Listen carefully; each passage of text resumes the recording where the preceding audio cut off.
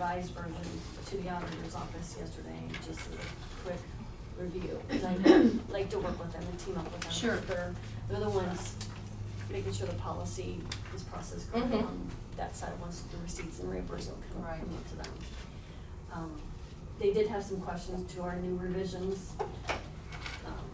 So I don't know, I briefly read over the email that was sent to me, and they have some concerns, but, so I don't know if I That's to want do with the delay. accounting part of it, is that? It is, yeah, and so I don't know if I want to delay, and we could go through the revisions, I don't know if I should. Well, the delay. thing is, Janet, if we're gonna have to change it again, I mean, Yeah, why? Yeah, and I'll just briefly tell you what they are, cause I mean, they did bring up some good points.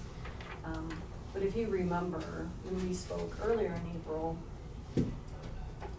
we ended up, I originally came to you with a daily amount set aside for the breakfast, lunch, and dinner. right, But then we decided not to do that, let's just refer the employees to the GSA website, but keep the timelines for what is considered a breakfast, what's considered lunch, and what's considered dinner.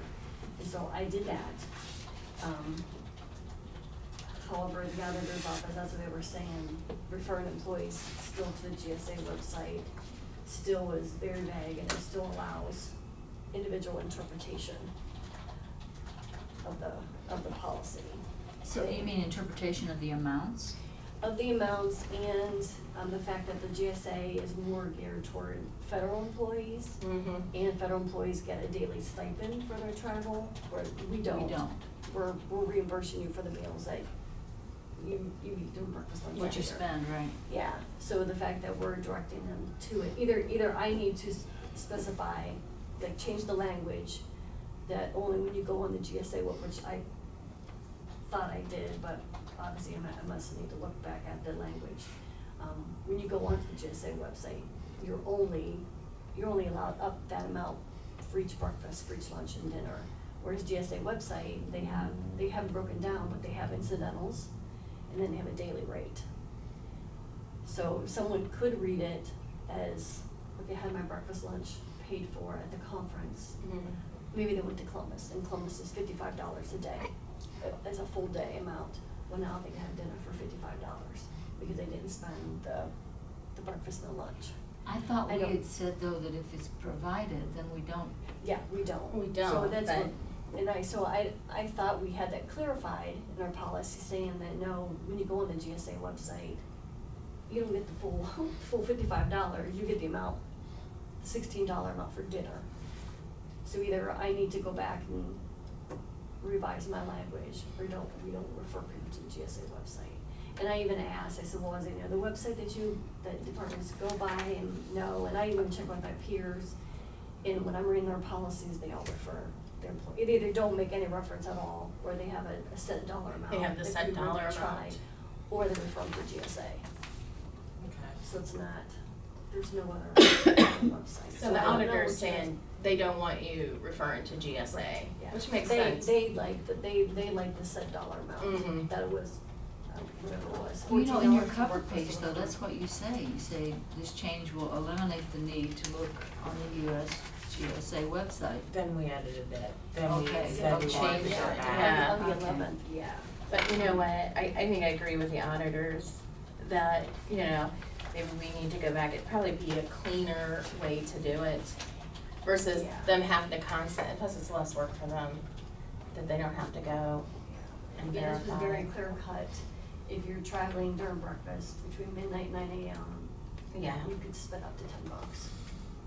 You know, on my previous version from earlier April. And then lunch was. Lunch was 14, dinner was 23, and then a full day was $47. And again, those figures I just chose when I did the Yeah, average. cause I was gonna say, I would think that for breakfast, the $10 should be okay. Lunch, I don't know. Depends on If where you're- you are. Yeah, cause $20, I would think up to $20 for lunch, because depending on where you are, if you're in Columbus, it could be more versus around here. So you're gonna revise this and bring it back based on, okay. Based So on why what don't the we auditors- Only discuss because it I, then? yeah. Yeah. And, And I would look at, Janet, upping maybe those amounts then for lunch and dinner, maybe up to, I mean, 23 for dinner doesn't sound bad, but maybe 25 somewhere, I don't know. Amount. And then Now, does the- that include the gratuity? It does not, but that was gonna be my second question, do we want it to?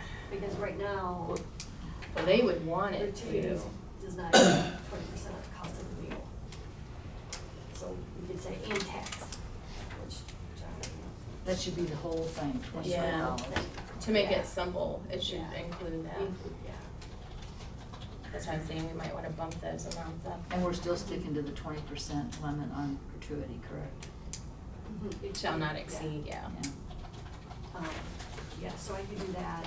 The only other comment they had was regarding, because I changed the mileage requirement for lodging accommodations. We originally had 150 miles, but because a lot of us go to Columbus.